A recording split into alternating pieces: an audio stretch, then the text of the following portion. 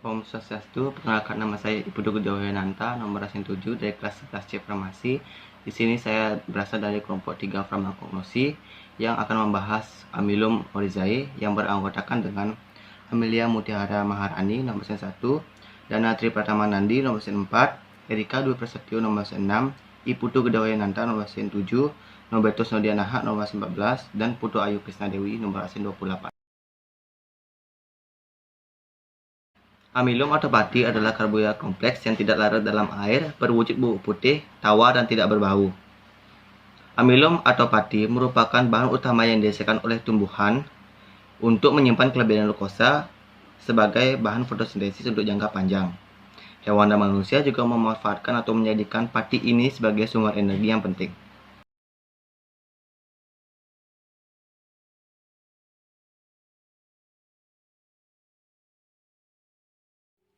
Amilum mempunyai dua macam karbohidrat, yaitu amilosa dan amilopektin. Dalam komposisi yang berbeda-beda, amilosa memberikan sifat keras, sedangkan amilopektin memberikan sifat lengket. Amilosa memberikan warna ungu pekat pada tes iodin, sedangkan amilopektin tidak bereaksi. Kami akan membahas tentang pengertian, identitas, zat berkhasiat, pemberian, penyimpanan, dan juga gambar.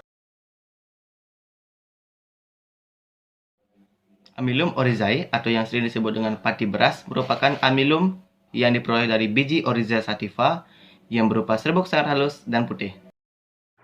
Selanjutnya adalah identitas Amylum oryzae. Nama simplisianya adalah Amylum oryzae. Nama tanaman asalnya adalah Oryza sativa dari keluarga Poaceae. Divisinya adalah Magnoliophyta dan subdivisinya Spermatophyta. Kelasnya adalah Liliopsida, ordonya adalah Poales. Khasiatnya adalah bahan penolong untuk sediaan obat dan tambahan. Makrokopisnya berupa serbuk berwarna putih dan sangat halus, dan mikrokopisnya terlihat butiran persegi banyak, tunggal atau majemuk. Hilus tidak terlihat jelas dan tidak ada lamela konsentrasi.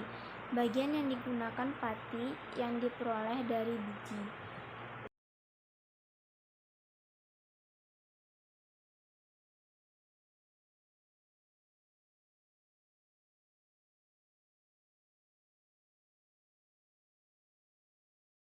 Zat berkhasiat ini ada dua, yaitu amilosa dan amilopektin.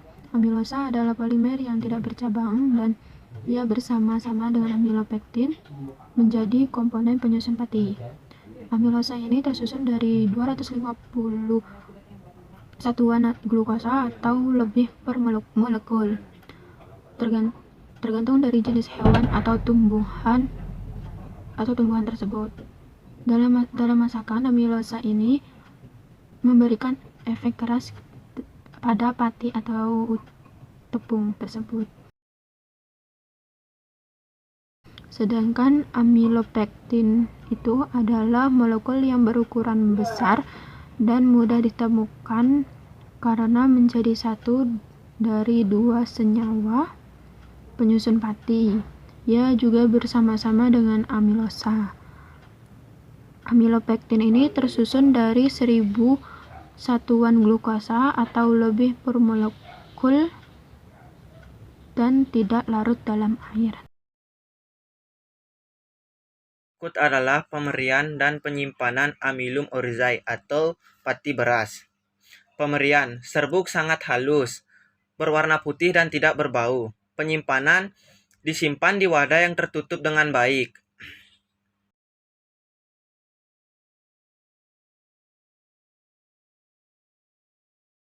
Selanjutnya yang akan kita bahas yaitu adalah bagian tanaman beserta dengan penjelasannya. Sesuai dengan materi kelompok kami yaitu tentang Amylum oryzae, jadi tanaman yang akan dibahas adalah tanaman padi. Ada beberapa bagian tanaman yang akan kita bahas. Yang pertama yaitu adalah akar, yang kedua batang, ketiga daun, keempat bunga, yang kelima adalah buah. Bagian yang pertama yaitu adalah akar. Akar merupakan bagian tumbuhan yang berfungsi untuk menyerap air dan zat-zat makanan dari dalam tanah yang kemudian disalurkan atau diangkut menuju ke bagian atas tanaman. Akar dibedakan menjadi beberapa bagian. Yang pertama yaitu ada radikula. Radicula adalah akar yang tumbuh pada saat benih sedang berkecambah. Yang kedua adalah akar serabut. Akar serabut ini tumbuh setelah 5-6 hari terbentuknya akar tunggang. Yang ketiga adalah akar rambut. Akar rambut tumbuh di luar akar tunggang dan akar serabut. Akar ini merupakan saluran pada kulit luar akar dan memiliki peran penting pada proses pengisapan air dan zat-zat makanan. Dan yang keempat yaitu ada akar tajuk. Akar tajuk adalah akar yang tumbuh di dekat atau di bagian bawah pangkal batang. Dan biasanya akar tajuk ini akan dibedakan lagi menjadi beberapa bagian sesuai dengan letak kedalaman akar tersebut. Bagian yang kedua yaitu adalah batang. Padi merupakan tanaman Gramineae dengan batang yang tersusun dari beberapa ruas.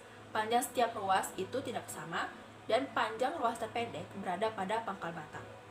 Pertumbuhan batang tanaman padi yaitu secara merumput dan terdapat satu batang tunggal atau batang utama yang memiliki 6 sukma.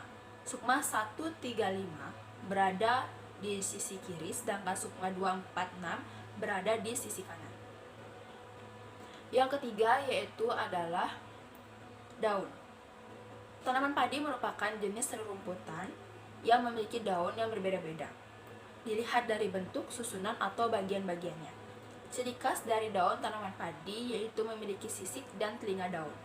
Adapun komponen-komponen dari daun tanaman padi.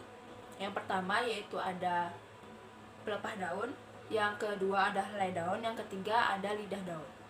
Bagian yang keempat yaitu ada bunga. Padi memiliki sekelompok bunga atau yang disebut dengan spikelet yang tumbuh di tanaman paling atas yang biasa dinamakan dengan malai.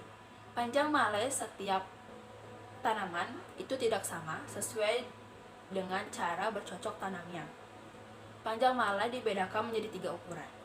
Malai pendek dengan ukuran kurang dari 20 cm, malai sedang dengan ukuran 20-30 cm, dan malai panjang yang memiliki ukuran lebih dari 30 cm. Jumlah setiap malai berkisar antara 15-20 buah. Bunga padi memiliki 2 jenis kelamin, yaitu putik dan benang sari. Yang kelima yang akan kita bahas yaitu adalah buah. Buah padi yang sering kita lihat di sawah atau dimanapun itu biasa disebut dengan biji padi atau butir dan atau gabah. Sebenarnya bukan biji, melainkan buah padi yang diselimuti atau ditutup oleh lema dan palea. Saya akan menjelaskan apa itu amnium dan juga bagaimana bentuk dari mikroskopnya. Kemudian, nama lainnya itu pati beras. Nama tanaman asalnya itu Oleostavia. Kemudian untuk nama keluarganya Poaceae microscopic. Nah, bentuk ukurannya itu butiran kecil dengan ukuran 312 UM berbentuk poligon bersudut tajam. Nah, umumnya terdapat dalam butiran banjemuk yang berukur 2 sampai dengan 100 butir. Terus hius yang berukuran tapak guluna yang besar dan juga terdapat di tengah-tengah. Kemudian untuk lamanya tidak jelas. Itu saja yang bisa kami jelaskan tentang materi Amylum oryzae. Apabila ada kesalahan kata mohon dimaafkan dan kami ucapkan terima kasih atas waktu dan kesempatan yang telah diberikan kepada kami untuk memaparkan presentasi hari ini. Untuk teman-teman semua yang memiliki pertanyaan silakan diajukan dan kami akan menjawab. Sekali lagi kami ucapkan terima kasih dan selamat pagi.